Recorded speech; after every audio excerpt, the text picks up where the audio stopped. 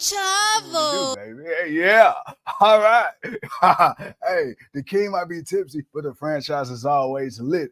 Chill. All right, with that being said, man, let's dive right into SmackDown so we can catch up to this AE Dipski. All right, man. So we started off the night, man, with that boy, the wise man, Paul Heyman, Solo Sikoa, Jimmy Uso. Heyman started shooting on Cena, talks about acknowledging Roman Reigns, talk about AJ Styles. We got his ass whooped. Cena can't, he didn't at the time didn't have anybody to team with him, so it was looking like it's gonna be a handicap match for Fastlane. Carl Anderson came out, blindsided Jay and Solo, got his ass handed to him. Anderson made the challenge. It looked like Solo Sikoa was going to answer the challenge. And Paul Heyman whispered something in his ear. And then next thing you know, man, it's Solo like, hey, Jimmy, man, you better get him before I do, bro. I texted you and I said, hey, man, I got to talk about Mr. Uso. And you said something last week and I seen it, but I didn't see it. But tonight, boy, that boy out of pocket. That boy out of pocket. Even hey, Paul, man, even the wife saw it. Even the wife. I said, babe, look at this. You'll see what I'm talking about. Just watch it. Yeah. And she's like, yeah, okay, I see what you're saying.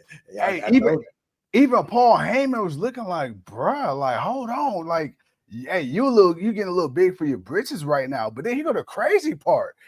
Solo was already unhinged, but Roman for the most part was able to keep Solo in check. Now it's like, bro, you are the sum of your leader. So you got Jimmy out here wilding out. Guess what Solo doing? Solo wilding out. And Solo thinking this shit cool because Jimmy thinking it's cool. Not as much because Paul still got a lot of talk to little sway with Solo. Like Solo doing him, but at the same time, Solo still listening to what Paul's saying.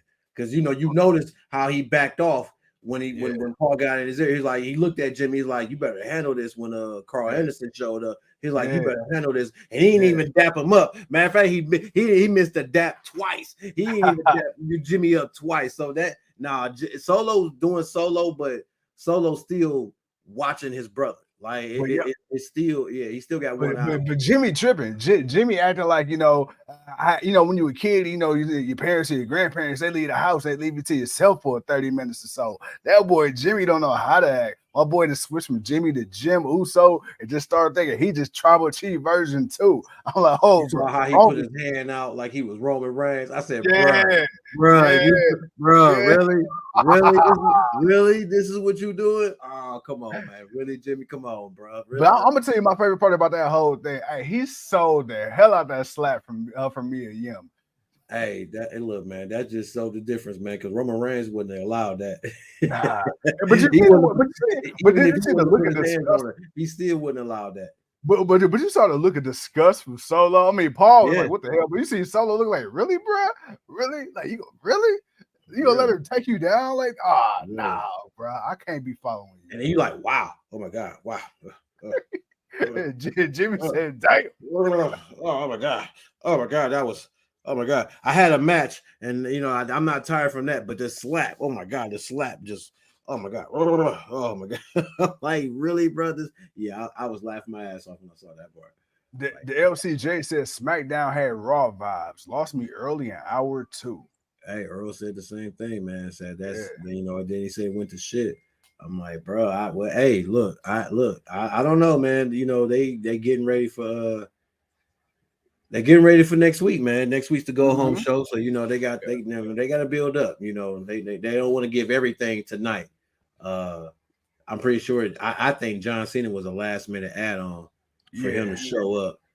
That's why he was late. But then like they wanted to do something, but they had to do something, and them introducing LA Knight, coming out. I mean, honestly, you could have had LA Knight come out. And maybe it would have been a little bit better for next week if you follow me here. Let's say LA Knight comes out at the end, like no one knows what the main event, like the last match happened, whatever. LA Knight comes out, he talks what he says, he just says something something that'll get the crowd hype, and then he offers to be John Cena's opponent because of what Jimmy and Jay and them was doing. So, you know what I'm saying? So it's like he comes out and offers to be his opponent. He gets beat up by them. Of course, then next week, him and John Cena show up, whatever, whoop, sign the contract, and it's like official. Like, they could have did that, or they could have did something. But I still feel like John was a last minute add-on. Yeah. Like we want to do something the week before. just to compete with them with AEW.